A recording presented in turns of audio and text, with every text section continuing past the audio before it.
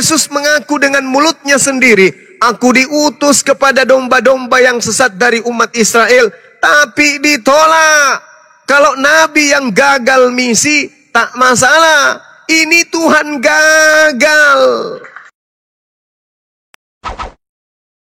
Salam satu Tuhan.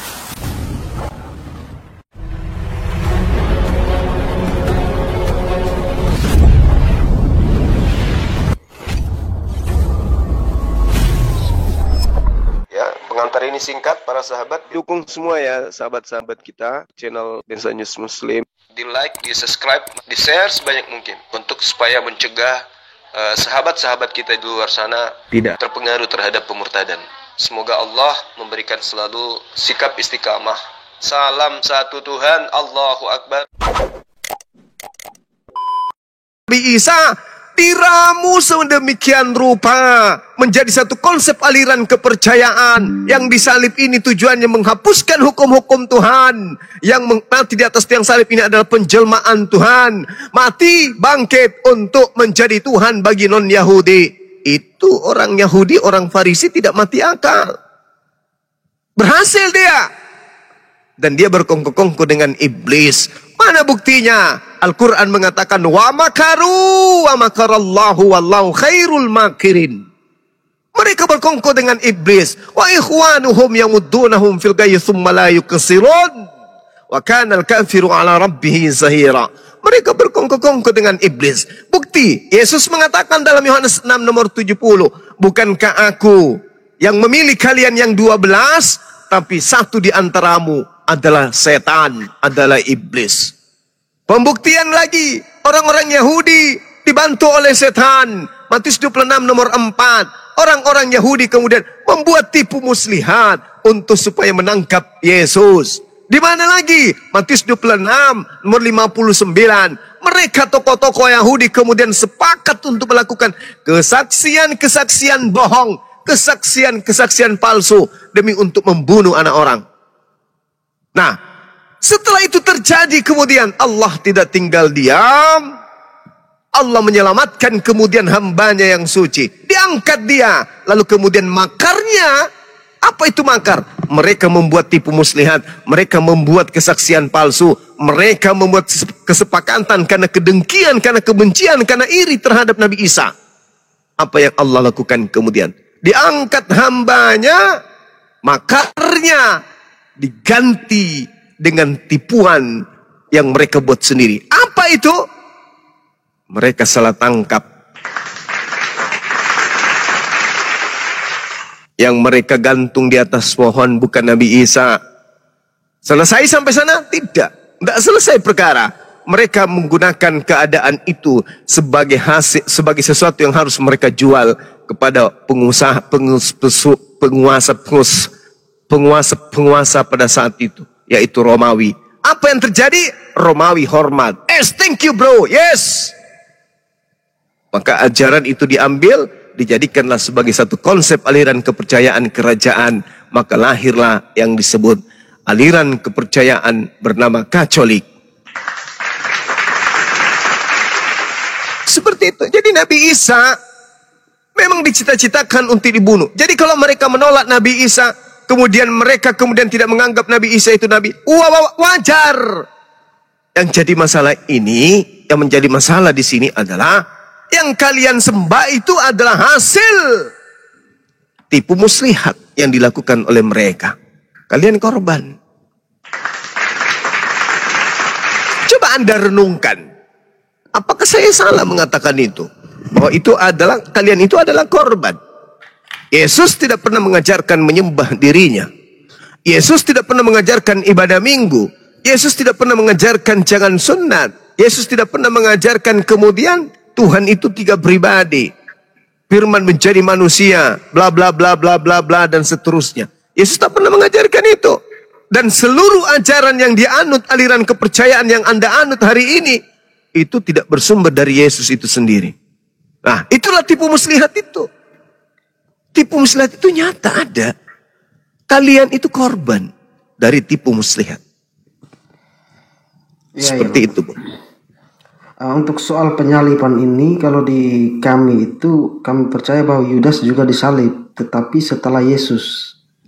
Yudas itu disalib kepalanya ke bawah, Bang. Karena dia sudah berkhianat ke Yesus, dia merasa berdosa bersalah, akhirnya dia memilih untuk disalibnya kepala ke bawah. Itu yang seingat saya ceritanya seperti itu di dalam Alkitab. Banyak ayatnya saya lupa. Jadi gini, Bung. Kalau kemudian penyaliban itu adalah sesuatu yang dibenarkan oleh Tuhan, maka buah atau hasil dari penyaliban adalah keselamatan. Belum lagi orang-orang yang mengimani penyaliban ini mati, masuk surga, orang Kristen. Belum lagi mereka rasakan neraka dan surga itu kayak mana. Yudas sudah merasakan siksaan lebih dulu. Artinya, penyaliban itu tidak mendatangkan sesuatu yang nilainya positif. Kenapa? Terbukti Anda sendiri mengatakan ada dua yang disalib. Kenapa Yudas disalib? Kenapa Yudas kemudian bunuh diri? Karena dia merasa berdosa. Pasti itu. Karena dia merasa bersalah. Berarti penyaliban yang kalian imani itu adalah sesuatu yang tidak memberikan kebenaran. Jangankan kebenaran, aura kebenaran pun tak ada. Makanya saya katakan tadi, Anda kena tipu, Anda jadi korban. Nah, sekarang kalau Anda bukan korban, berarti iblis yang merasuki Yudas itu adalah pahlawan. Berarti imam-imam kepala mahkamah agama, ahli Taurat yang melakukan tipu muslihat dan kesaksian palsu itu adalah pahlawan. Berarti dalam hal ini perintah Tuhan salah. Penyaliban itu ada. Apa buktinya? Dengan penyaliban menghasilkan umat yang benar.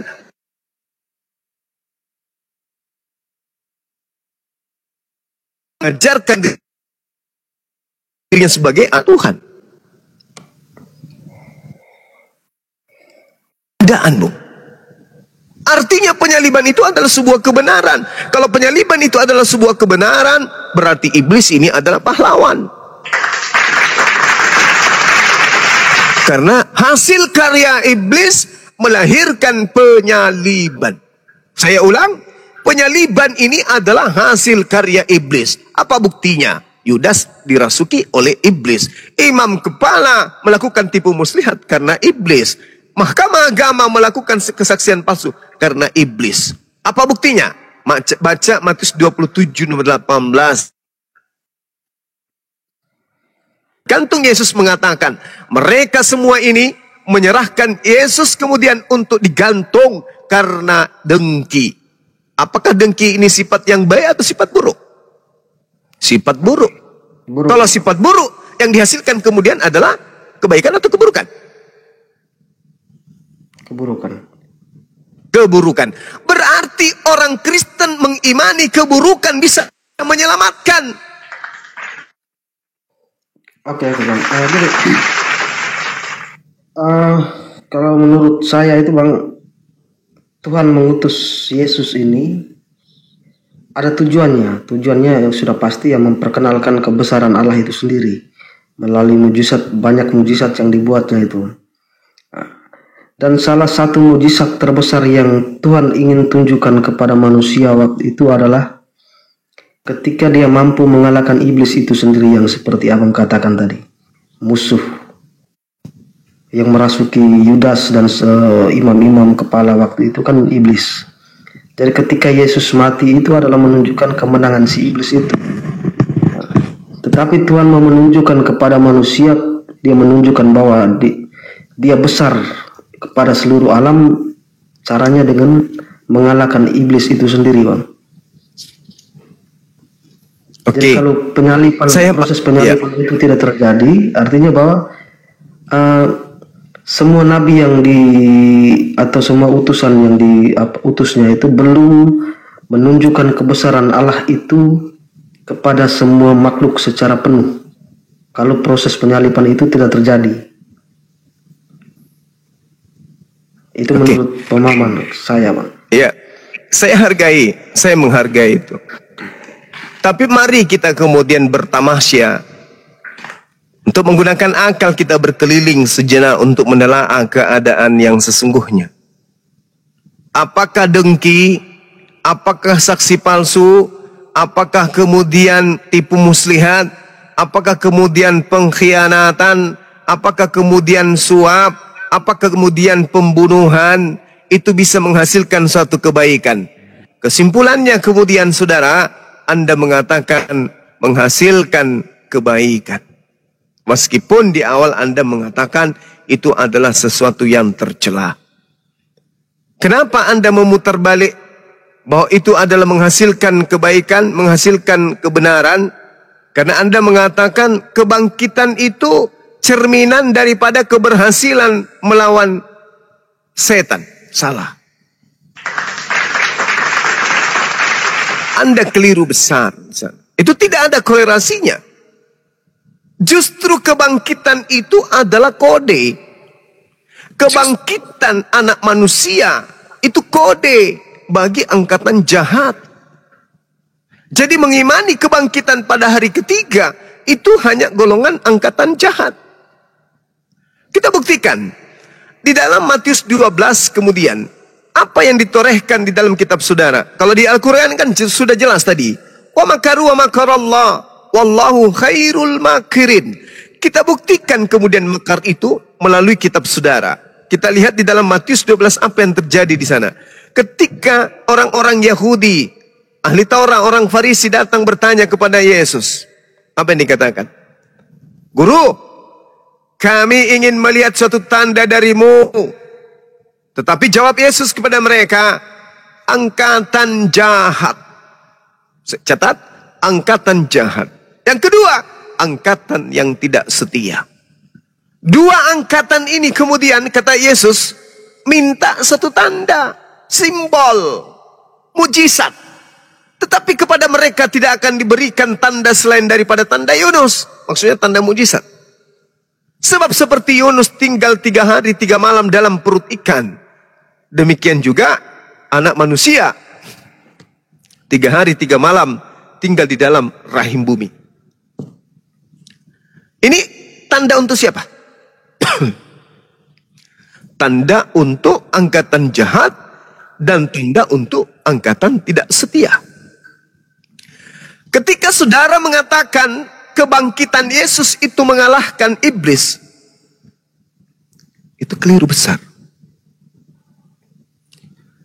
Kebangkitan orang yang keluar dari kubur atau makam milik Yusuf itu justru cerminan bahwa betul-betul angkatan jahat itu ada. Angkatan jahat itu ada. Jadi kalau Anda beriman kepada kebangkitan, Anda termasuk bagian daripada angkatan jahat. Karena itu tanda, itu simbol, itu kode. Kan minta tuh orang-orang Yahudi, orang-orang Farisi. Yesus, apa Cak Ayu? Berikan tanda kepada kami dong. Yesus mengatakan apa? Angkatan jahat dan angkatan tidak setia ini minta satu tanda. Dan tidak ada tanda kepada mereka selain tanda Yunus. Sebab Yunus 3 hari 3 malam dalam perut ikan. Demikian juga anak manusia 3 hari 3 malam dalam perut bumi. Nah, ini tanda untuk siapa? Tanda untuk angkatan jahat. Siapa pemimpin angkatan jahat ini yang mengajarkan tentang keselamatan dengan bangkitnya Yesus di hari ketiga? Namanya Paulus. Roma 14 nomor 9. Untuk itulah Yesus mati, supaya dia bangkit, agar dia menjadi Tuhan bagi orang Kristen. Coba Anda baca dengan teliti. Roma 14 nomor 9. Nah, apa bukti daripada pernyataan saya bahwa itu adalah Yesus? Kita lihat dalam Matius 12, data yang tadi yang sama terkait dengan tanda Yunus ini. Ternyata awal cikal bakal tanda Yunus ini diberikan kepada angkatan jahat dan diberikan kepada angkatan tidak setia. Itu di sini ceritanya. Matius 12, yang Islam tolong dicatat. Matius 12 nomor 43 sampai nomor 45. Apa kata Yesus? Dengarkan baik-baik. Apabila roh jahat keluar dari seseorang, roh jahat ini kemudian mengembara di tempat-tempat yang tandus mencari pemberhentian. Tetapi roh jahat yang tadinya keluar dari orang tersebut tidak mendapatkan tempat pemberhentian.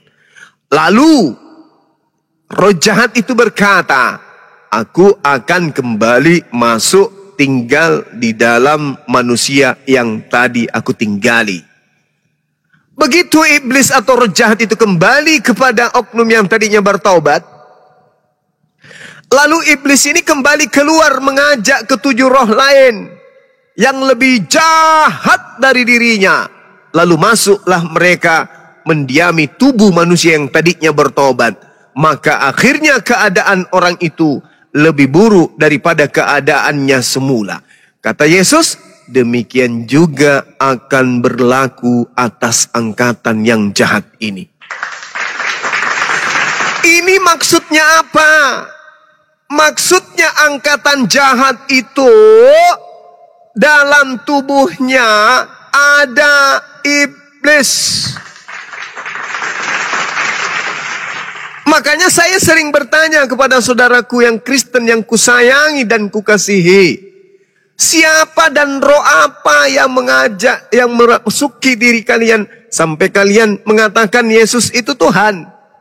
Roh apa yang mengajarkan kalian menyembah kepada anak orang? Roh apa yang mengajarkan kalian kemudian untuk sujud beribadah kepada anak manusia? Tak ada satupun yang mampu menjawab dengan akurat. Yesus mengatakan, demikian juga akan berlaku atas angkatan jahat ini. Masuk ke dalam mereka roh-roh jahat yang akan mempengaruhi mereka. Dan keadaannya jauh lebih jahat daripada orang pertama. Matius 23 nomor 15. Celakalah engkau wahai ahli Taurat. Celakalah engkau wahai orang Farisi. Celakalah engkau wahai orang munafik. Engkau menyeberangi lautan, menjelajahi daratan. Mentobatkan orang masuk menjadi pengikut agamamu. Dan setelah menjadi pengikutmu, kau jadikan mereka orang neraka. Dan 2 kali lebih jahat daripada engkau sendiri. Berarti ada sekte di luar Yahudi yang didirikan oleh orang Farisi. Yang 2 kali lebih jahat daripada angkatan jahat. Kenapa Paulus dikatakan angkatan jahat? Karena dia menolak Yesus. Angkatan jahat. Kenapa dia disebut angkatan jahat? Karena dia menganiaya murid Yesus. Kenapa kemudian Paulus dikatakan angkatan tidak setia? Karena dia menggugurkan dan membatalkan hukum Tuhan. Dia murtad dari ajaran Taurat. Bahkan dia mengatakan ajaran Taurat itu adalah sampah. Dan Yesus sekarang adalah sebagai jalan yang selanjutnya mereka tapaki. Baca Galatia 2, Galatia 3 nomor 22 sampai seterusnya. Baca kemudian Galatia Ibrani 6 nomor 1 dan seterusnya. Baca Galatia 5 nomor 1 dan seterusnya. Galatia 1 nomor 15 nomor 16 nomor 17. Baca. Yesus meninggalkan hukum Tuhan. Baca Efesus 2 nomor 15. Dengan matinya Yesus di atas tiang salib, dia telah membatalkan hukum-hukum Tuhan. Kemudian, apa pembuktiannya dia tidak setia? Baca Ibrani nomor 6. Marilah kita meninggalkan hukum-hukum pertama menuju kepada hukum berikutnya. Dia menganggap hukum Tuhan itu yang tadinya dia taati itu sampah. Lalu merujuk kepada apa? Ajaran kasih katanya. Kasih, kata Paulus. Nah, ini yang dimaksud oleh Yesus. Tanda Yunus itu adalah tanda yang jahat. Tanda Yunus itu adalah tanda angkatan tidak setia. Orang yang mengkhianati ajaran Tuhan. Tanda-tandanya kemudian apabila roh jahat keluar dari manusia, ia pun mengembara ke tempat yang tandus mencari pemberhentian. Tetapi tidak mendapatinya. Coba, orang bertobat. Paulus, tadinya orang baik. Kemudian menganiaya murid Yesus. Habis menganiaya, dia bertobat. Setelah dia bertobat, dia jalan kemudian ke Damsyik di padang yang tandus. Lalu bertemu dengan roh yang mengatakan, akulah Tuhan yang kau aniaya. Nah, sementara Yesus mengatakan, bukan aku yang datang. Yang datang itu nanti setelahku adalah roh kebenaran. Nanti aku datang di akhir zaman ditandai dengan cahaya yang bersinar dari timur sampai ke barat. Jadi kalau ada orang yang mengaku bertemu dengan saya, jangan kau percaya. Matius 24, nomor 15 sampai nomor 27. Jangan kau percaya, kata Yesus. Sebab kedatanganku nanti kedua kalinya ditandai dengan cahaya bersinar dari timur sampai ke barat. Camkanlah, aku telah mengatakannya kepadamu terlebih dahulu. Jika ada orang berkata bertemu dengan Mesias, bertemu dengan aku, jangan kau percaya, jangan kau ikuti mereka. Itu bukan aku. Nah, ketika kemudian Paulus bertaubat dari menganiaya murid Yesus, dia ke padang pasir, dia ke padang gurun menuju ke Damsik. Bertemulah makhluk yang mengaku Yesus. Masuklah makhluk itu, lalu keluar kembali memanggil 7 makhluk-makhluk lainnya untuk merasuki dirinya. Apa yang terjadi? Dia hukum-hukum Tuhan ditanggalkan. Yang tadinya hanya menganiaya murid Yesus, setelah roh jahat di dalam dirinya, tubuhnya ada 8 roh jahat, kejahatannya semakin menjadi-jadi. Dia hapuskan hukum Tuhan, Tuhan dijadikan jadi manusia. Baca Filipi 2 nomor 6 nomor 7 nomor 8, baca Kolose 2 nomor 9. Tuhan pencipta alam semesta diceritakan menjadi manusia. Tuhan mengosongkan diri, lalu kemudian menyetarakan dirinya bahkan lebih rendah dari manusia sampai taat di atas tiang salib. Bayangkan itu. Rohnya semakin menjadi-jadi, hukum Tuhan dibatalin. Dianggapnya barang siapa yang menyunatkan dirinya, Yesus Kristus tidak berguna baginya. Padahal Tuhan mengatakan di dalam Kejadian 17 nomor 14, barang siapa yang tidak bersunat, bunuhlah dia, lenyapkan dari sebangsanya, karena dia telah membatalkan hukum Tuhan, hukum kekalku. Tapi Paulus mengatakan, tidak, kalau kau menyunatkan dirimu, Yesus Kristus tidak berguna bagimu. Coba, pembinasa keji ini melakukan aksi. Makanya saya katakan, Bung, ketika kita berbicara mengenai kebenaran, lepaskan dulu doktrin dan dogma, maka kebenaran itu akan datang kepada saudara. Maaf terlalu panjang, soalnya saya sambil tidur. Kalaupun ada kata-kata yang sudah tidak konsentrasi, kata-kata yang sudah tidak nyambung, itu mungkin karena saya sudah tinggal 5 menit. Silakan saudara, kalau masih ada yang ingin diperbincangkan. Yang pasti, kalau Nabi Isa dihujat oleh Talmud, berarti mereka menghujat Nabi kami, Nabi Isa. Tapi kalau Talmud menghujat Yesus, berarti itu menghujat Tuhan saudara. Nah, keadaan yang sebenarnya adalah mereka orang Yahudi lebih tahu tentang Nabi Isa. Mereka orang Yahudi lebih tahu tentang Yesus. Kita ini orang luar. Islam orang luar. Kristen orang luar. Yang lebih tahu tentang Nabi Isa adalah mereka. Yang lebih tahu tentang Yesus adalah mereka. Kami tahu Nabi Isa ditolak oleh mereka. Oke, tak ada masalah. Tapi ketika Tuhan kalian yang ditolak, ini yang baru bermasalah. Artinya Nabi Isa gagal, bisa jadi, tapi Tuhan gagal. Na'udzubillah, summa na'udzubillah. Silakan. Ya,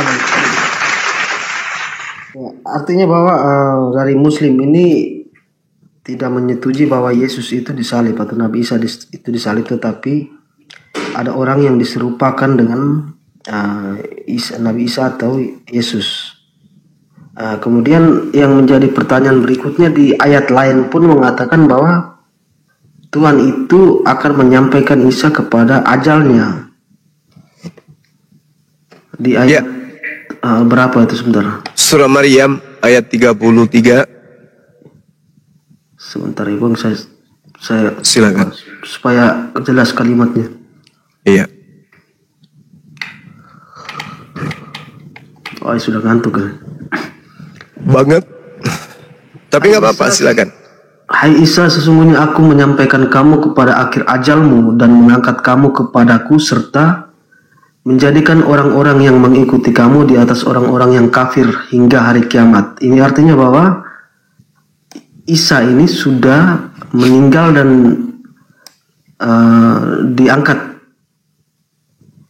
diangkat oleh Allah sebelum hari kiamat. Artinya kalimat ini prosesnya sama dengan cerita Yesus ini, bahwa sebelum diangkat dia meninggal dulu, kemudian menjadikan orang-orang yang mengikuti kamu di atas orang-orang yang kafir hingga hari kiamat. Bukan ini artinya bukan nanti dia turun lagi baru dia mati, Bang.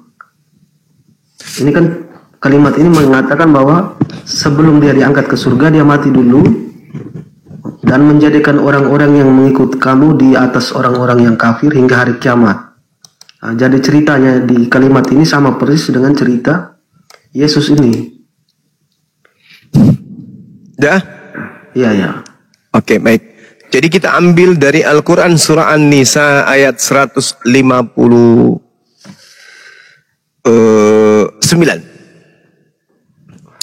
Bismillahirrahmanirrahim. Wa immin ahlil kitab illa la yu'minanna bihi qablal mauti wa yawmal qiyamati yakunu alaihim syahida. Tidak ada seorang pun di antara ahli kitab, orang Yahudi dan Nasrani, yang tidak beriman kepada Nabi Isa menjelang kematiannya. Dan pada hari kiamat, Nabi Isa akan menjadi saksi untuk mereka. Nah, sekarang permasalahan yang Anda bawa itu tertera di dalam Al-Quran surah Ali Imran ayat 55. Allah subhanahu wa ta'ala menjelaskan kemudian. Bismillahirrahmanirrahim. Iskalallahu ya Isa, inni mitawaffik. Wahai Isa, aku mengambilmu. Warafi'uk, dan mengangkatmu kepadaku. Ilayya, serta membersihkan dirimu dari orang-orang kafir. Wa mutahhiruka minal ladina kafaru. Wa ja'ilul ladina taba'uk, dan menjadikan orang-orang yang mengikutimu di atas orang-orang kafir hingga hari kiamat. Izinkan saya menggunakan kemudian Galatia 2 nomor 14. Orang-orang yang tidak bersunat adalah orang-orang yang hidup secara kafir. Artinya kalau kita bingkai ini, kita rangkai kemudian, berarti Nabi Isa alaihissalam dibersihkan dari orang-orang yang tidak bersunat. Mohon maaf nih, saya ngambil Galatia 2 nomor 14. Orang-orang yang tidak bersunat adalah orang-orang yang hidup secara kafir. Wahai Isa, isqalallahu ya Isa inni mutawaffik. Aku mengambilmu, aku mengangkatmu, aku mensucikanmu. Dari mana? Dari orang-orang yang tidak bersunat. Dan menjadikan orang-orang yang mengikutimu. Siapa yang mengikutimu? Yohanes 10 nomor 27. Aku mengenal muridku. Mereka mendengarkan aku dan mengikuti aku. Ketika aku bersahabat, mereka bersahabat. Ketika aku sholat, mereka sholat. Ketika aku puasa, mereka puasa. Itu orang-orang yang mengikutiku. Yohanes 14 nomor 12. Jika engkau percaya kepada aku, kamu juga akan melakukan pekerjaan-pekerjaan yang aku lakukan. Aku tidak pernah melakukan gereja. Aku tidak pernah melakukan kemudian ibadah hari Minggu. Aku tidak pernah melakukan menyembah kepada diriku sendiri. Aku tidak pernah melakukan makan babi. Aku tidak pernah melakukan tidak bersunat. Maka orang-orang yang diusir di sini berbeda dengan orang-orang yang mengikuti Nabi Isa alaihissalam. Kemudian kata Allah, "Tsumma ilayya marji'ukum fa ahkum bainakum fima kuntum fihi takhtalifun." Itu kata Allah. Kemudian kepadaku engkau kembali, lalu aku beri keputusan tentang apa yang kamu perselisihkan. Saudaraku, ini bercerita tentang apa? Tentang ketika Nabi Isa kembali kedua kalinya. Wa in min ahlal kitabi illa la yu'minanna bihi qablal mauti. Ketika Nabi Isa datang untuk yang kedua kalinya di akhir zaman, ahli kitab Yahudi Nasrani matanya terbelalak sampai ke kuping. Wow, ternyata Mesias yang selama ini kita tolak, ternyata Nabi Isa yang pernah datang, yang diajarkan oleh umat Islam. Ayo, cepat kita beriman kepada dia. Ahli Taurat seketika itu beriman kepada Nabi Isa alaihissalam. Setelah itu terjadi kemudian mereka sudah beriman. Apa yang terjadi? Dibersihkanlah kemudian Nabi Isa dari orang-orang kafir. Orang bersunat tak boleh kemudian ikut dalam kajian Nabi Isa alaihissalam. Tak boleh menjadi jemaat Nabi Isa alaihissalam. Dibersihkan. Lalu dikiamatkanlah dunia ini. Setelah dikiamatkan dunia ini, apa yang terjadi? Dibangkitkanlah semua orang. Mau nabi, mau rasul, wali, semuanya, pendeta, pastor, semua dibangkitkan. Tapi Nabi Isa kemudian dikatakan oleh Allah, "Tsumma ilayya marji'ukum fa ahkama bainakum." Kenapa Nabi Isa itu kembali kepada Allah Subhanahu wa taala? Karena Allah mengatakan, "Aku beri keputusan tentang apa yang kamu perselisihkan." Apa yang diperselisihkan kemudian? Islam dengan Yesus tidak pernah berselisih. Yesus mengatakan, "Aku utus untuk Bani Israel." Islam jempol. Aku diutus hanya kepada Bani Israel.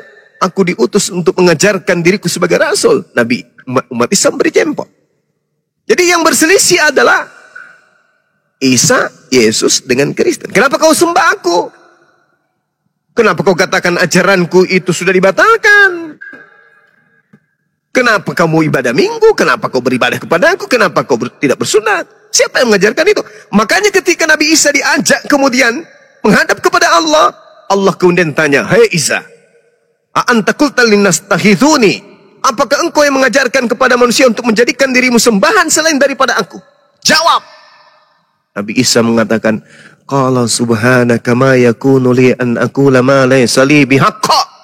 Maha suci engkau ya Allah. Tidaklah mungkin aku mengatakan sesuatu yang bukan hakku untuk aku katakan. Kalau aku mengatakan seperti itu, kamu pasti lebih tahu daripada aku. Engkau menyaksikan, engkau melihat apa yang ada pada diriku, sedangkan aku tidak tahu dan tidak menyaksikan apa yang ada pada dirimu. Makultu lahum illa ma amartani bi. Yang aku ajarkan, yang aku sampaikan, yang aku doktrinkan kepada Bani Israel hanyalah ani abudullah Rabbi wa Rabbakum. Aku mengajarkan kepada mereka siang dan malam, sembahlah Allah, Tuhanku dan Tuhanmu. Kalau ada ternyata di antara mereka yang menuhankan aku, itu bukan aku yang mengajarinya. Kalau ada di antara mereka yang beriman kepada aku, taat kepada aku, mengikuti aku, itu kamu yang mengajarkan. Jadi, bukan kamu yang mengatakan, bukan. Maka apa kata Allah? Aku akan membersihkan engkau dari orang-orang kafir ini. Aku akan membersihkan kamu.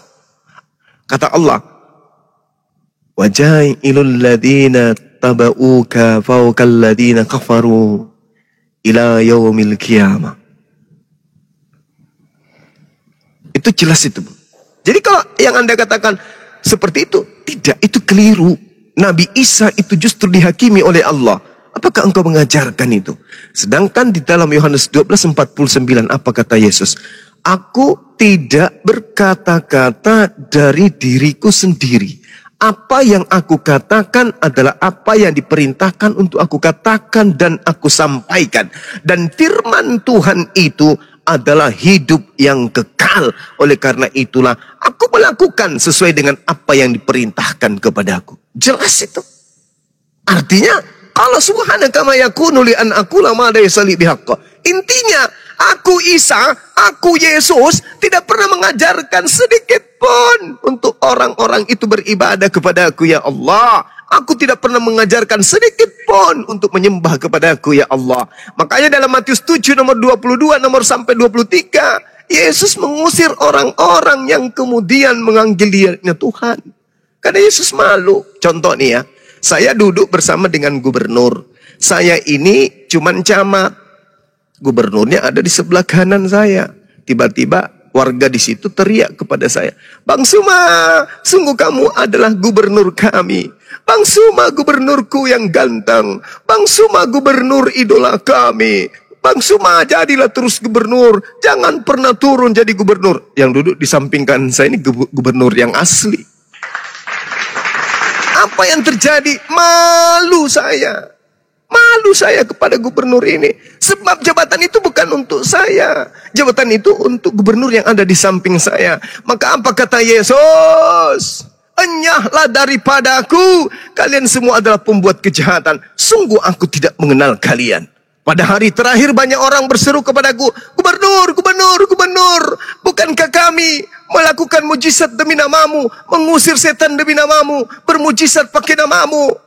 Pada hari itulah aku akan berterus terang kepada mereka, "Aku tidak mengenal kalian. Kalian semua adalah pembuat kejahatan. Enyahlah daripada aku." Nah, gimana tuh? Kalau saya pinjam analogi ya gubernur dan camat tadi, itu sebenarnya ketika kami menyebut Yesus itu dalam dalam pikiran kami itu tertuju kepada gubernur. Hanya gubernur ini yang tidak bisa dilihat, tidak nampak, tidak kedengaran. Jadi dalam pikiran kami tidak hanya menyebut nama camatnya saja, tetapi ketika kami menyebut camat, dalam pikiran kami itu ada gubernurnya, Bang. Jadi tidak mengabaikan si gubernurnya ketika kami menyebut camatnya. Jadi yang sering kami katakan bahwa Yesus dan Bapa itu satu atau Tritunggal dan sebagainya. Ketika kami menyebut Yesus, yang dalam pikiran kami itu tertuju kepada sang Bapa itu, sang gubernur tadi, pakai analogi tadi. Jadi tidak Yesus sendiri di situ. Oke, baik.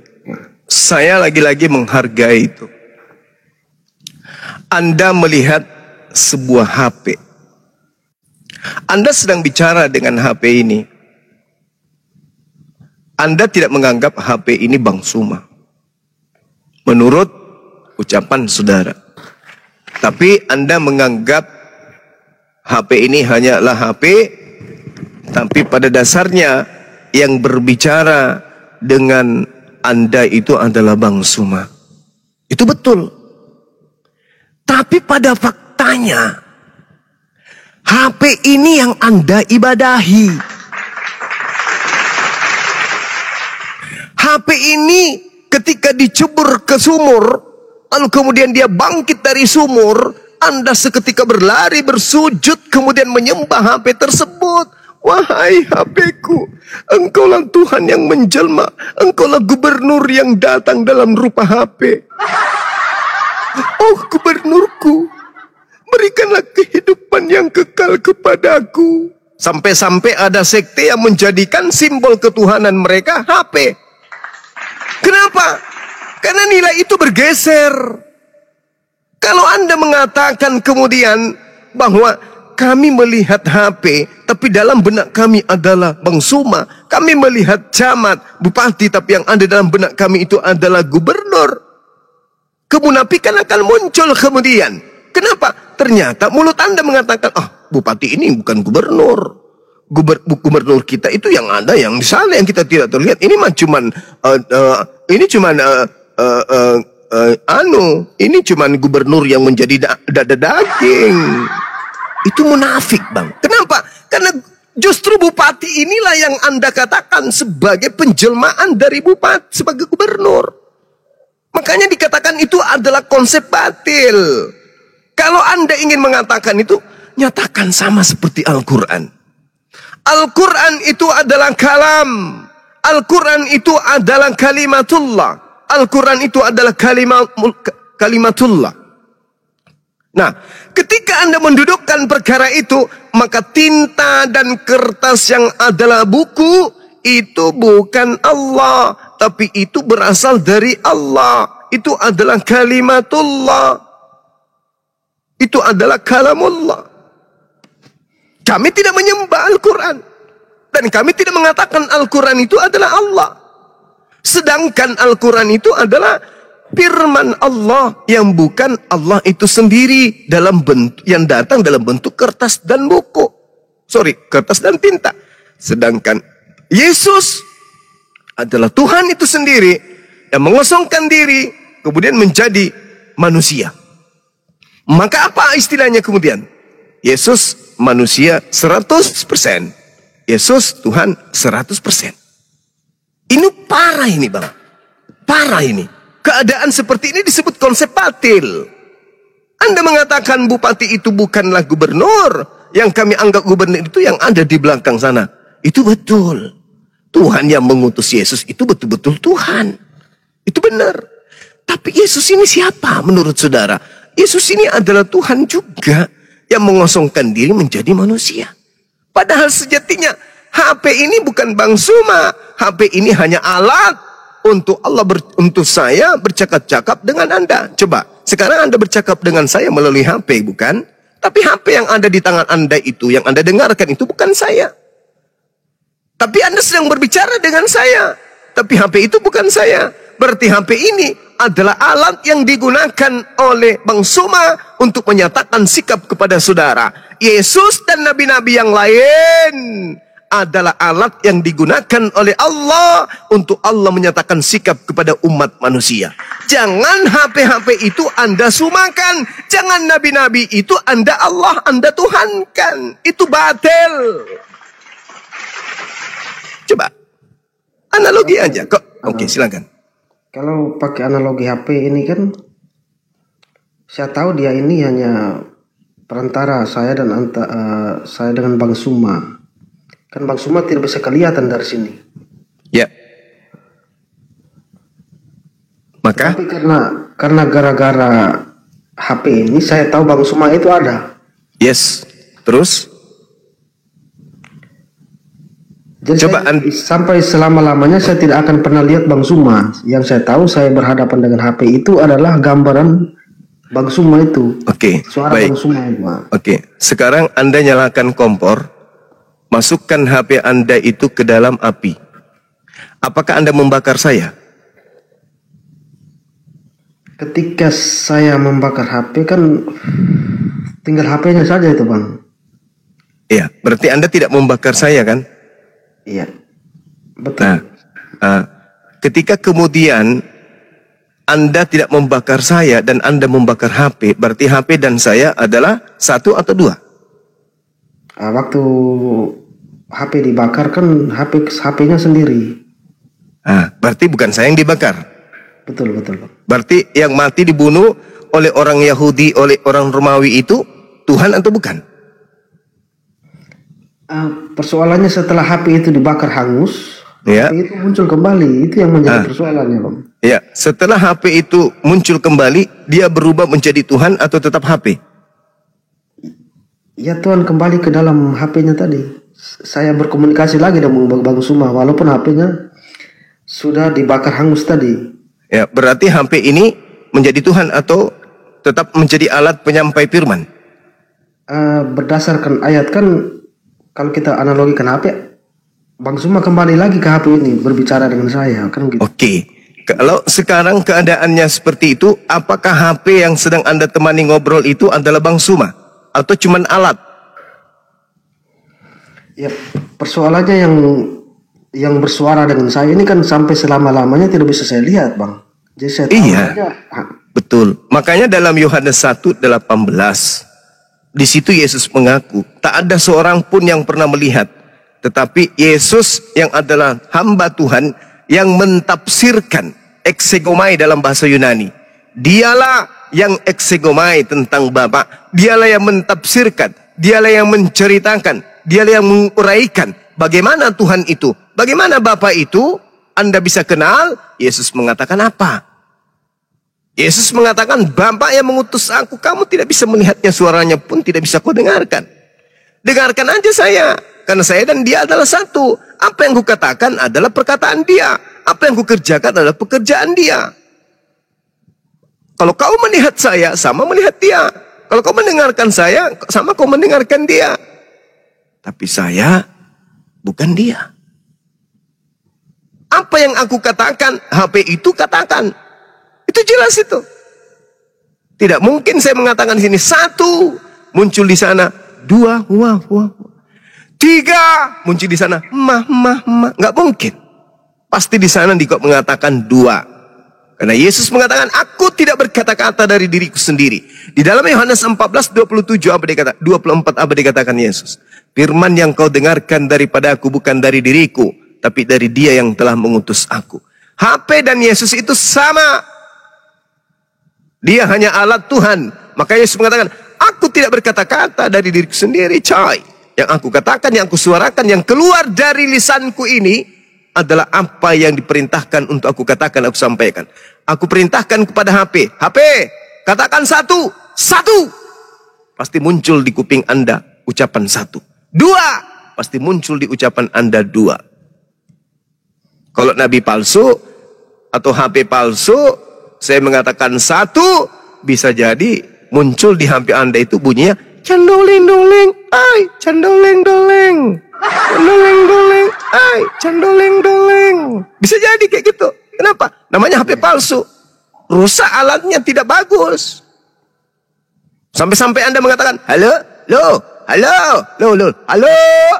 halo. Jaringan kayak lo, bagus jaringannya. Baterainya kayak bagus baterainya. Halo, halo. Ternyata HP yang tidak bagus. Dibuang, plak-plak. Hancur dia. Nabi palsu. Beda yang dikatakan Tuhan, beda yang sampai ke sana.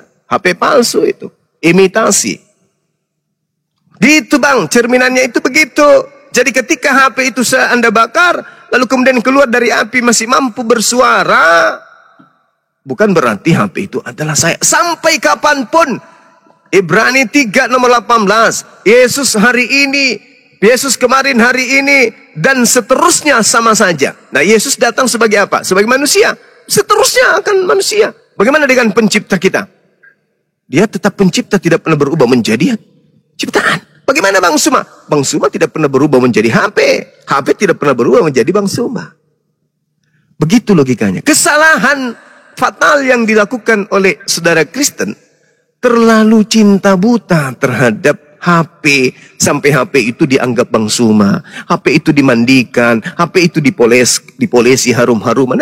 Bang Sumaku cakep. Cakep sekali. Bang Sumaku lobet, dicas lagi dia. Aku ingin Bang Suma menyanyi, diputarlah musik di situ, lagu dangdut. Aku ingin Bang Suma menelpon, pakailah nelpon. Dianggapnya HP itu Bang Suma. Itu orang gila.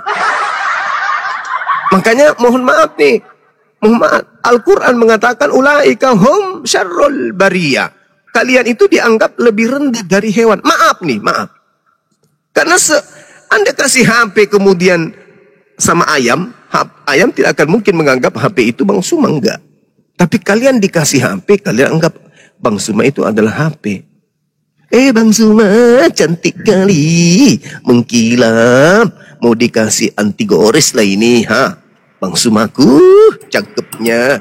Padahal itu HP Cak Ayu, itu bukan Bang Suma, itu cuman alat. Coba Anda baca kisah para Rasul 2 nomor 22. Orang-orang Israel harus tahu. Yang kumaksudkan adalah Yesus. Seorang manusia dari kota Nazaret. Yang dijadikan sebagai perantara oleh Tuhan kepada manusia. Yang diberikan tanda-tanda kekuatan dan mukjizat. Kepada dia. Yang dilakukan oleh Allah. Perantaraan dia. Seperti yang kali 96, ada kesaksianku yang lebih penting dari kesaksian Yohanes, bahwa seluruh pekerjaan yang aku lakukan, pekerjaan itulah yang bersaksi tentang aku, bahwa engkaulah yang telah mengutus aku. Jadi mujizat itu bersaksi bahwa Yesus ini adalah utusan Tuhan. Kalau Kristen, mujizat itu adalah bukti Yesus itu Tuhan. Kalau Yesus, pekerjaan itu, mujizat itu adalah saksi bahwa aku adalah Rasul Tuhan. Kalau Kristen, mujizat itu adalah bukti Yesus Tuhan. Kalau Yesus, mujizat itu adalah bukti aku utusan Tuhan. Yohanes 5 nomor 36. Ya, yang abang katakan dari tadi memang betul, aku masuk akal aja. Ya, alhamdulillah. Ketika abang berbicara begini, saya mendengar di sini kan abang dengan HP ini kan satu ini bang. Tidak bisa satu pisah. Apa? Tidak bisa. Satu apa dulu? Ya, antara HP dengan suara yang saya dengar ini kan menyatu, tidak bisa terpisah. Tidak mungkin suaranya sebelah di sana, HP-nya sendiri di sini. Salah begini saudaraku. Suara itu bukan aku. Tapi suara itu berasal dari aku. Pahami itu. Camkan ucapan itu. Dari sana mungkin Anda bisa mendapatkan sedikit titik kebenaran akan Islam. Saya ulang. Suara yang Anda dengarkan dari HP itu bukan Bang Suma. Tapi sesuatu yang keluar dari Bang Suma. Sesuatu itu berpola menjadi bentuk kata. Karena dia berasal dari ide, berasal dari gagasan. Gagasan yang ada pada diri Bang Suma tidak keluar berbentuk pribadi baru. Tapi gagasan itu tetap melekat. Yang keluar itu adalah suara. Yang keluar itu adalah firman. Nah, suara saya Anda dengarkan. Andai saja Anda menganggap suara saya adalah saya, tolong Anda rekam suara saya. Rekamannya apakah saya? Tidak. Itu bukan saya. Ketika suara itu sudah keluar dari mulut saya, maka suara itu menjadi pribadi baru. Itu bukan Bang Suma, tapi itu adalah suara Bang Suma. Berarti saya harus mempertanggungjawabkan apa yang keluar dari mulut saya. Tetapi yang keluar itu bukan saya. Oke. Ketika abang mengatakan yang saya rekam itu adalah suara Bang Suma, bukan Bang Sumanya. Betul. Nah, yang persoalan sekarang, suara Bang Suma ini kan sama dengan yang tidak kelihatan, kecuali Allah ini berwujud, ada bentuknya, wujudnya. Itu baru bisa kita katakan suara yang saya rekam tadi bukan suara Bang Suma. Sementara yang Allah ini kan tidak bisa kita samakan dengan fisik manusia. Dia tidak berwujud dan tidak bisa dilihat dan sebagainya. Tidak bisa kita analogikan seperti suara Bang Suma yang saya rekam. Ya, karena suara Allah yang saya rekam itu ialah tetap Allah. Nah, di situ kelirunya. Karena Anda mengatakan suara yang Anda rekam itu tetap adalah Allah. Salah Anda.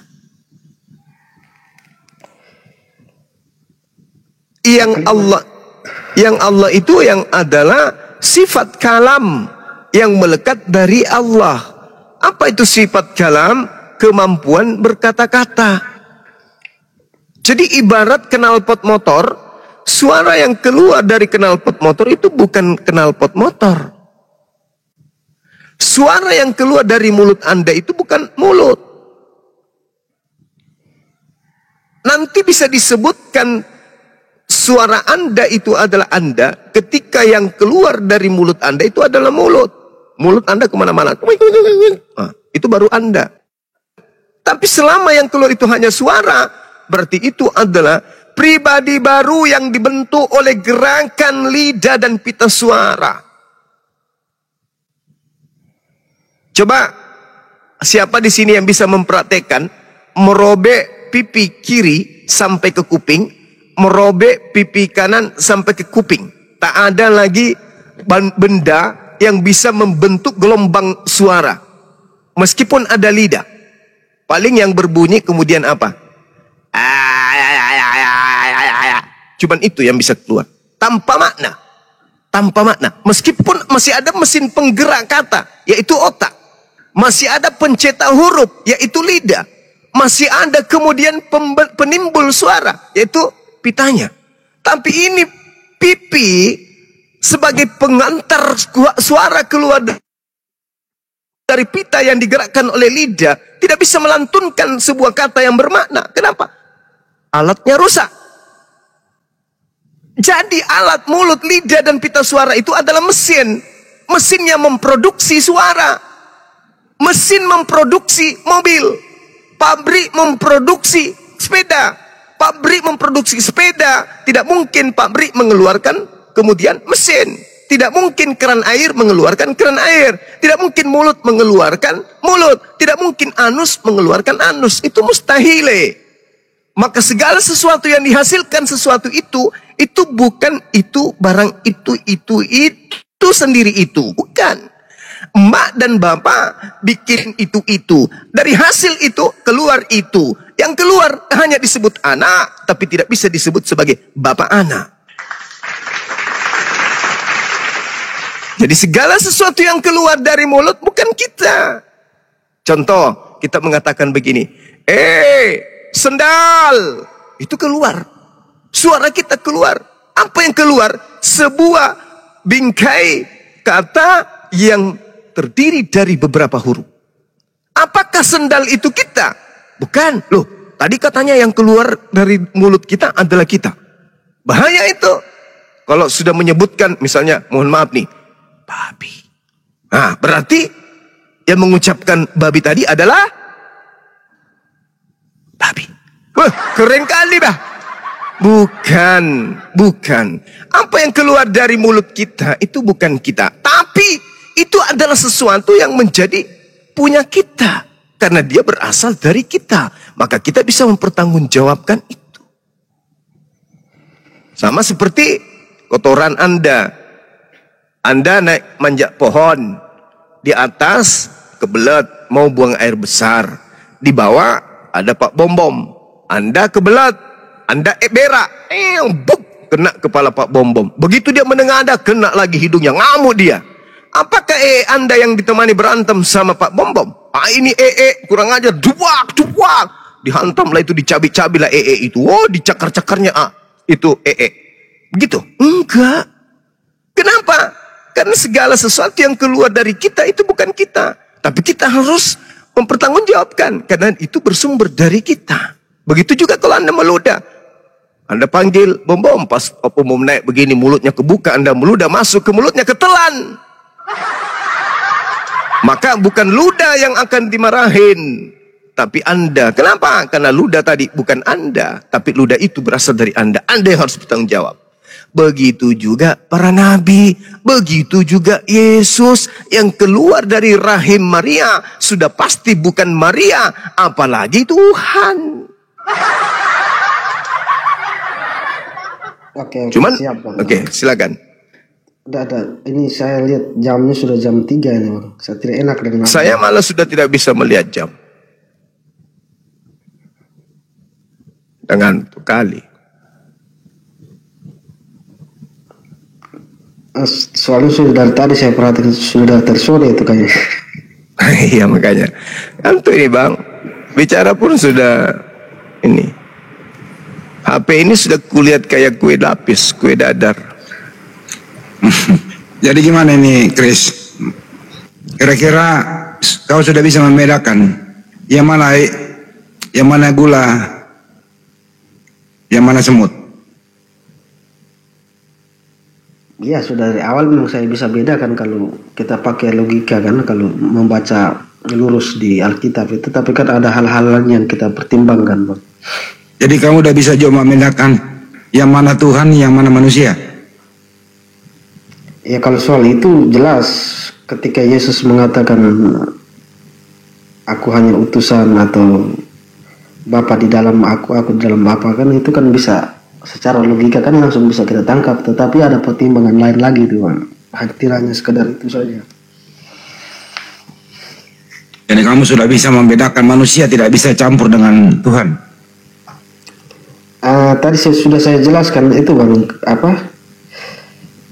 Trinitas itu maksudnya. Ketika melihat Yesus itu melihatnya bukan dia sendiri. Kami percaya bahwa Allah yang ini masih ada jurus bayangan, Bang. Cuma nggak bisa ini, berat. Gini, Bang, maksudnya yang selama ini dituduhkan apa Kristen punya 3 Tuhan itu kan tidak benar juga sebenarnya. Betul, kami juga akui Yesus itu sebagai manusia, betul. Manusia, wujudnya manusia, betul. Tetapi ketika melihat Yesus itu, pikiran kami itu tertuju pada yang sang pencipta yang tidak kelihatan itu, bukan melihat fisiknya, dagingnya Yesus itu saja. Beda ketika saya melihat Yesus sebagai pribadinya, dia sendiri. Nah, itu yang salah. Dia itu Tuhan, dia sendiri yang sebagai manusia, itu baru salah. Tetapi ketika kami melihat Yesus itu, tujuan kami kan ada Bapa, Putra, dan Roh Kudus. Tetapi yang paling tingginya Allah Bapa itu, tetapi kemampuan manusia sebatas melihat, mengenal Yesus yang Allah utus. Karena Yesus juga pernah mengatakan bahwa aku di dalam Bapa dan Bapa di dalam aku. Artinya kami melihat Yesus itu sebagai Bapa yang tidak kelihatan itu. Gitu, Bang. Jadi bukan dia pribadi sendiri yang dia tunggal. Yesus tunggal. Itu baru salah. Tetapi ada 3, melihat Yesus itu ada 3 pribadi. Berat ini, berat. Ya ketika yang Abang jelaskan dari tadi ini kan seakan-akan kami melihat Yesus ini sebagai seorang pribadi. Silakan memang salah. Lanjut. Ini memang salah besar kalau lihat dia sendiri. Tetapi ketika kami menyebut Yesus itu kami tahu ada Bapa di dalam. Tidak hanya Yesus sendiri, Bang. Oh, jadi ada di dalam diri Yesus itu ada 2 karakter ya? Bukan begitu juga, Bang. Maksudnya Bapa yang tidak pernah kelihatan itu yang kami bayangkan melalui Yesus. Oh, jadi melalui Yesus ini melalui perantara hayalan kamu. Iya, Kalau abang mengatakan hayalan, betul. Karena memang Allah tidak pernah dilihat ya, sebatas hayalan. Memang betul hayalan. Yesus sendiri pernah nggak melihat Tuhannya? Tidak pernah. Hah? Tidak pernah kalau menurut pengakuannya. Ya, Yesus saya nggak pernah lihat, kamu juga kenapa berusaha melihat? Ya berarti sebatas hayalan, betul kan bang? Yang abang katakan. Ya, memang Tritunggal itu hanya berupa konsep, Martin. Itu hanya konsep pengajaran tentang ketuhanan sebenarnya, bukan tentang Tuhannya. Itu pemikiran dari manusia, bukan petunjuk dari Sang Tuhan tersebut, Sang Maha Pencipta itu. Hanya konsep, kebenarannya tidak di situ. Kenapa kamu paksakan itu sebagai sesuatu yang diajarkan pewahyuan? Tidak ada dalam pewahyuan tentang Tritunggal itu. Buat apa kamu percaya sesuatu yang tidak jelas kebenarannya? Benar, karena yang abang mereka tuduhkan kepada Katolik itu menyembah Yesus itu menurut saya salah, karena kecuali kami menganggap Yesus sendiri tidak ada Bapa, Putra dan Roh Kudus. Itu baru salah. Itu kalau begitu saya juga akui salah, karena kita menyembah Yesus sebagai manusia saja. Tetapi ada Bapa, Putra dan Roh Kudus. Tetap Bapa itu ada, Bapa yang tidak kelihatan itu tetap ada di dalam. Jadi kami anggap mereka ini satu tiga pribadi. Allah itu tiga pribadi. Allah yang tidak kelihatan digambarkan dalam Yesus itu, dalam mujizat-mujizatnya yang ditujukan kepada manusia. Jadi tetap Allah Bapa itu ada, yang tidak kelihatan itu ada, seperti di Islam. Itu tetap ada, tidak terlepas dari Allah Bapa itu sendiri. Jadi tidak menyembah Yesus dagingnya sebagai Tuhan, tidak bang, tidak seperti itu pemahaman kami. Karena sebelum Yesus lahir kan Allah itu kan satu, semua percaya Allah itu satu. Kemudian Yesus datang sebagai alat yang dipakai Tuhan untuk menunjukkan kebesarannya itu. Sehingga pemahaman kami begitu bang. Kalau kamu nyatakan ada Bapa dalam Yesus, maka kamu harus membenarkan penyembahan berhala-berhala yang menyatakan ada Tuhan di dalam berhala tersebut. Gak seperti itu konsep tentang mengenal Sang Maha Pencipta, Martin. Itu masih konsep menyembah berhala, karena menganggap Tuhan ada di dalam sesuatu makhluk ciptaan. Sang Maha Pencipta itu tidak berada di dalam makhluk ciptaannya, tapi memang dia berada sangat dekat dengan seluruh alam ini, karena dia melingkupi seluruh alam. Benar. Kamu mau membenarkan berhala-berhala itu disembah karena dianggap ada roh Tuhan di dalam berhala itu? Bukan begitu juga sebenarnya konsepnya bang. Maksudnya gini, yang Maha Kuasa yang tidak kelihatan kami percaya dia ada. Itu tidak bisa diingkar, itu yang kami sering sebut Allah Bapa. Itu dia tetap ada, itu paling tinggi. Kemudian dia memperkenalkan dirinya lewat Yesus. Jadi keterbatasan kita sebagai manusia, yang kita kenal Allah itu lewat mujizat-mujizat yang dibuat oleh Yesus sampai pada kematian, mujizat terbesarnya menurut kami, mengalahkan iblis itu. Jadi tidak terlepas kami ketika kami menyebut Yesus itu Bapa, Putra dan Roh Kudus itu tetap satu. Yang tertingginya adalah Bapa itu. Jadi kami juga mengakui Allah itu esa, Allah itu satu. Bukan Allah itu tiga. Kalau Allah itu tiga sudah salah lagi itu. Iya, itu sudah satu kebenaran. Menganggap Tuhan Sang Maha Pencipta hanya satu, itu memang benar, harus seperti itu. Karena tidak mungkin yang menciptakan segala sesuatu ini ada dua.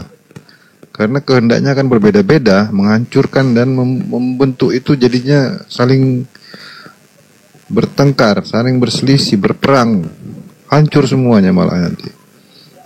Makanya Maha Pencipta itu sudah pasti satu, tidak berada dalam makhluk ciptaannya. Jangan gunakan konsep yang tidak jelas bahwasannya Tuhan berada dalam makhluk ciptaannya. Itu nggak benar, Martin. Kalau kau mengatakan seperti itu, berarti kau membenarkan Orang-orang yang menyembah berhala, menyembah pohon, menyembah gunung, menyembah batu, yang di dalamnya dianggap ada Tuhan, itu penyembahan berhala. Walaupun itu kepada hewan, kepada sapi, kepada manusia, apapun itu, kalau masih makhluk ciptaan, tidak mungkin ada Tuhan di dalamnya. Gini Bang, untuk Ya, bentar saya izin nyapa dulu Bang Madukubah. Assalamualaikum warahmatullahi wabarakatuh. Waalaikumsalam warahmatullahi wabarakatuh. Ya. Bang Dewa kalau mau masuk Bang Dewa. Monitor nggak Bang Dewa? Baik, silakan dilanjut Bang Riki. Bang Lo sudah jam 3 nih gimana? Assalamualaikum. Waalaikumsalam. Waalaikumsalam. Udah nasi itu. Assalamualaikum. Waalaikumsalam warahmatullahi wabarakatuh. Pemuda kuala. Ini. Bang Bintang, kenapa Bang Bintang? Ribut kali itu. Ya, itu Ya, ada Martin mungkin udah ada- selesai Martin. Tahan dulu ya. Izin ya Pak Bejo ya. Jadi gini aja Siti nih. Sekarang sebelum kau tidur, terakhir nih Tin, dengarkan baik-baik bahasa Indonesia nih. Siap Bang. Tin, yang kau sembah siapa? Allah Bapa. Yesus disembah atau tidak? Ini lagi berisik naik deh. Udah mau ditutup juga diulang. Tin, yang kau sembah siapa? Allah Bapa Bang. Bapa. Kita Baik. Yesus sebagai apa? kalau saya katakan apa namanya? Sebagai apa ya, supaya saya bisa, kalau supaya bisa diterima itulah, kalau saya bisa Diulang dulu ya. Ini kan semua sudah tidak ada di bumi. Yesus sudah gak ada di bumi ya. iya. Oke. Alhamdulillah Yesus Amasia sekarang di sisi Sang Pencipta. Menurut iman kamu sekarang udah di surga kan gitu ya. Oke. Ya, Yesus di surga.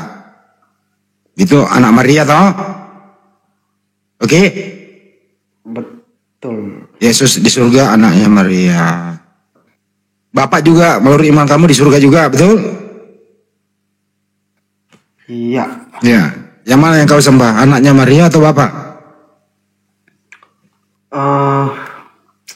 Ini tidak bisa saya jelaskan karena Yesus diangkat oleh Bapa ke surga dan diberi kuasa. Iya. Yesus di surga. Dengerin dulu. Yesus di surga anaknya Maria. Udah nyampe lah di surga. Terus di surga juga ada Bapa.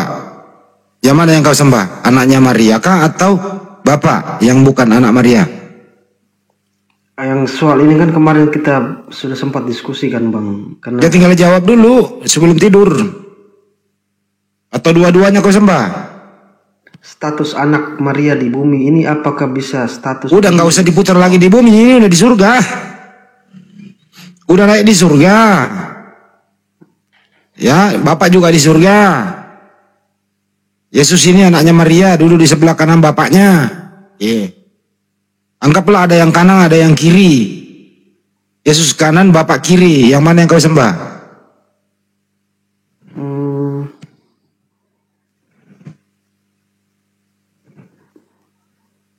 Pakai akalmu, Tin.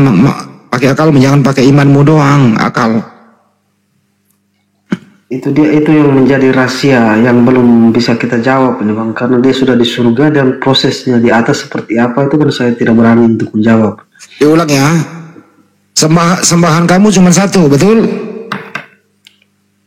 Betul Bang. Oke, sekarang di surga itu ada dua. Kesampingan dulu Roh Kudusnya.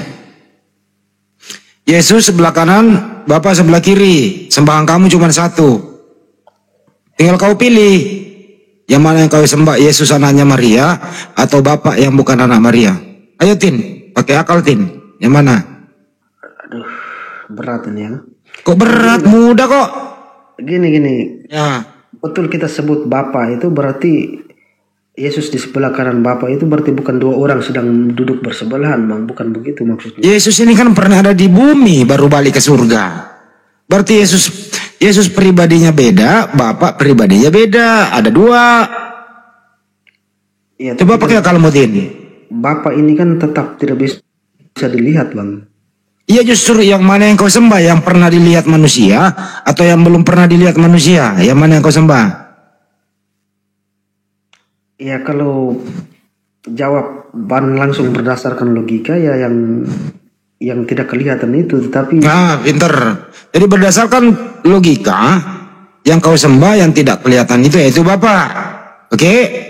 ya Coba berdasarkan iman aja, jangan pakai akal, Berdasarkan iman, yang mana yang kau sembah? yang kalau berdasarkan iman kan Yesus. Oke. Jadi, udah terjawab ya teman-teman ya. Kalau berdasarkan iman, yang dia sembah Yesus sama Maria.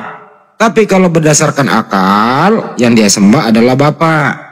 Sekarang yang mana kau pegang? Berakal sehat atau imani saja? Dua-duanya harus jalan sebenarnya. Ya kalau dua-duanya jalan nggak bisa, harus.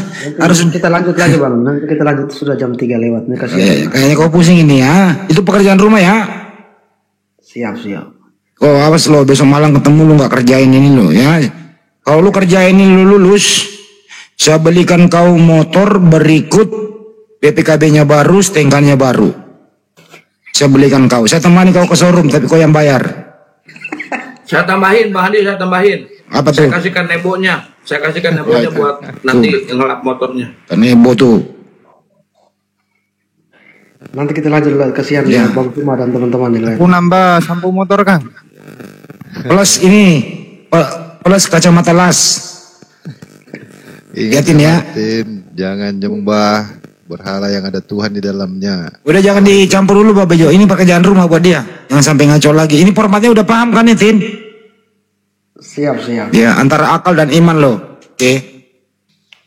Oke. Makasih Tin. Oke. Belajar terus ya, Nak. Bang Suma, makasih banyak. Ayo tidur jangan sampai. Iya. Belajar terus. Besok malam sini lagi. Semoga hidayah datang kepadamu, Nak. Artinya apa? Akal dulu baru beriman. Jangan beriman dulu baru nak berakal, nggak bisa. Harus sinkron, Tin. Itu juga tema yang bagus Bang. Nanti satu kesempatan kita bicara soal itu. Akal dulu atau iman dulu tuh. Itu juga tema yang bagus. Nggak bisa kok iman dulu baru berakal. Ya nanti kita bahas. Pakai akal dulu baru beriman supaya iman ini masuk akal. Kalau beriman dulu baru berakal, imanmu tidak masuk akal. Loh, kalau mereka kan bukannya iman dulu, Bang Andi? Ya justru ini Martin yang megang ini nih. Dia beriman. Nah, itu. Tadi kan dua pilihannya nih. Kalau dia berimannya maju, Yesus Tuhan yang disembah. Tapi sesuai akal sehatnya, yang disembah itu Bapa. Jadi imannya merusak akalnya. Nah, sekarang ini kita mau balik. Ya.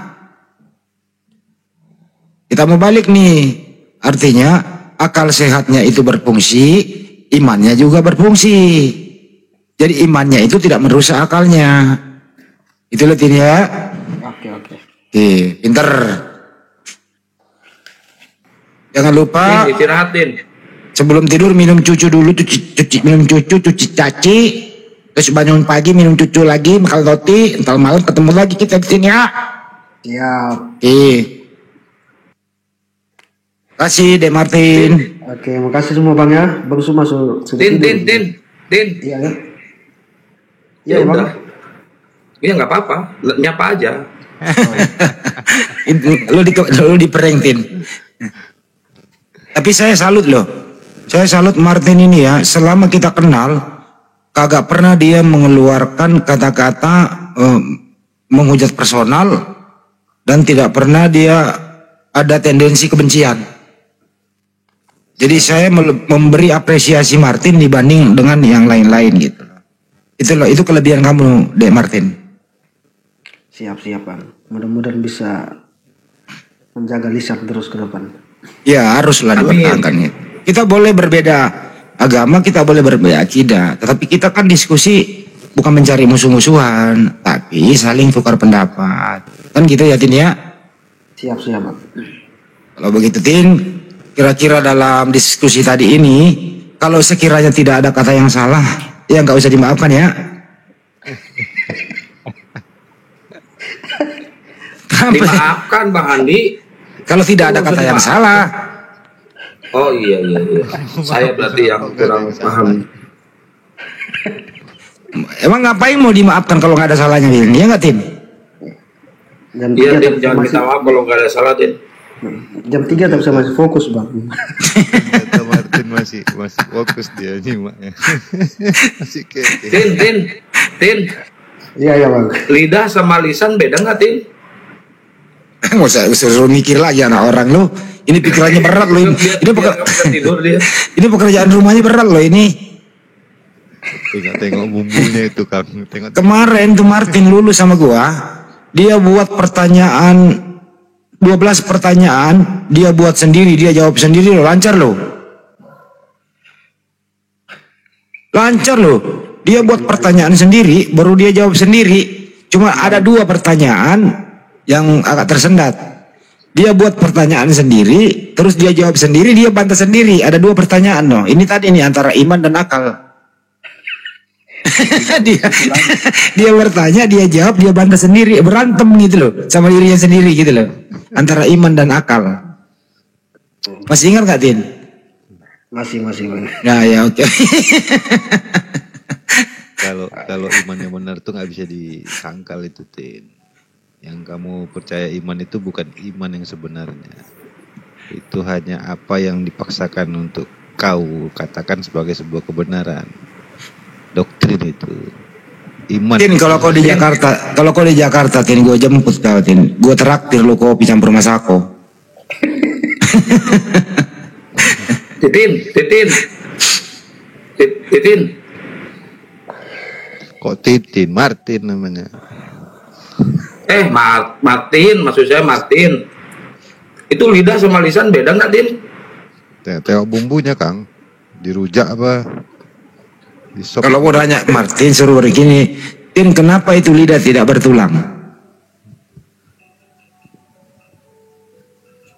Lidah tidak bertulang, dia bisa bergerak bebas. Salah, Tin. Apa itu, Bang? Kalau dia bertulang, ya udahlah, nggak usah lah, jangan lah, nggak enak bener. Andi. Jangan dengar kali kalau yang itu, nanti aja. Jangan dibahas. Kalau bertulang nanti bergeraknya kurang lincah, Bang, lidahnya.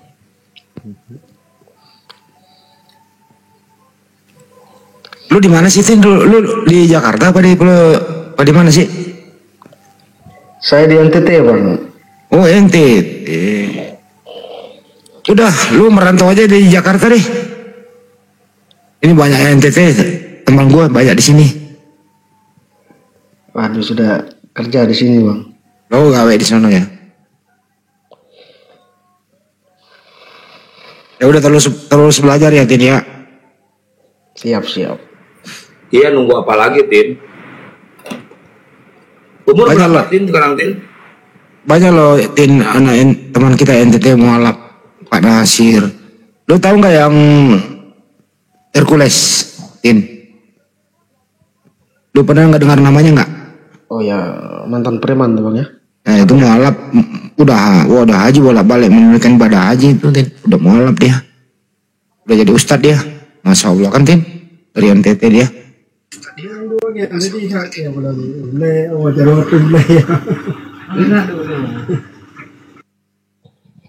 Oke lah, kita sudah jam ini, kasihan. Itu udah jam 5 loh, Tin.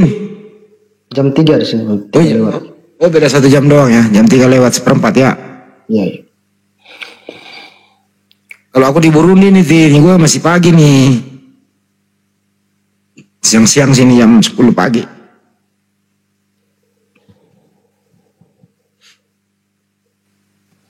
Itu Burundi dekat sungai apa sih, Bang Andi?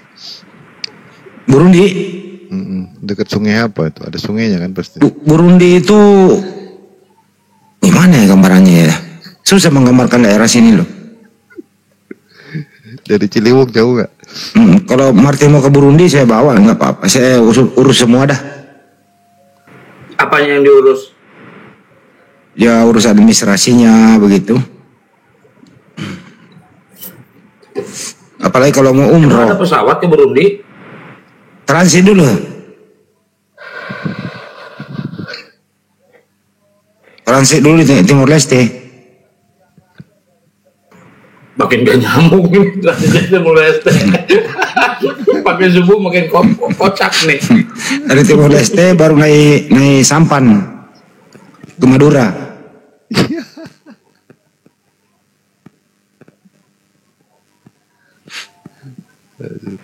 Martin, gimana apa kesannya diskusi sama Guru Najuma? Bisa diterima bang, dan bagus. Yang masuk akalnya berapa persen dari semua penjelasan Guru Najuma? Masuk akal semua, hanya Ya udah tinggal gaspol, apalagi lu tinggal login. Tinggal imannya, belum imannya susah. Namanya juga dokter dari kecil tuh. masuk semua yang tadi Bang Juma katakan betul. Di dalam Injil juga betul. Kita kalau baca langsung kan juga hanya itu tadi. Tadi sudah saya jelaskan seperti apa kami memandang Yesus itu, kan sudah saya katakan tadi, bukan seorang manusia saja, tetapi terdiri dari tiga pribadi itu, Bang. Nih Martin, jangankan Martin ya, sekelas jemaat biasa ya, kalau Martin kan ya disebutnya. Sekelas pendeta pernah Guru Najuma syahadatkan loh setelah diskusi. Itu nyata loh, tanya Bang Andi nih. Pendeta, Pak Dance gurunya pendeta di sana. Sekelas pendeta loh. Apalagi Martin nih masih kelas jemaat ya, masih bisa disadarkan. Cuma pesan saya satu, Tin. Dengerin baik-baik ini ya. Jangan bangun siang waktu pagi, Tin. Dan jangan tidur pagi waktu siang. Ya, Tin ya? Iya, karena sore masih malam. Nah, pinter. Udah mulai dia ngeprank. Pinter dia. Udah mulai dia ikuti. Salah gaul lu Martin. Martin salah gaul lu. Udah pinter dia. Memang agak lain kalau di negara Burundi itu memang gitu, Tin, agak lain. Udah pinter dia Martin tuh. Kalau udah kalau lu udah bisa begitu, Tin, berarti lu udah bisa apa ya? Lu maju selangkah lah, Tin, bener. Itu bermain kata-kata gitu-gitu enggak semudah itu loh, Tin. Harus berakal dan logis gitu. Aduh. Bener, Tin. Weh, Dewa ketiduran lu Bang Andi ini, ya Allah.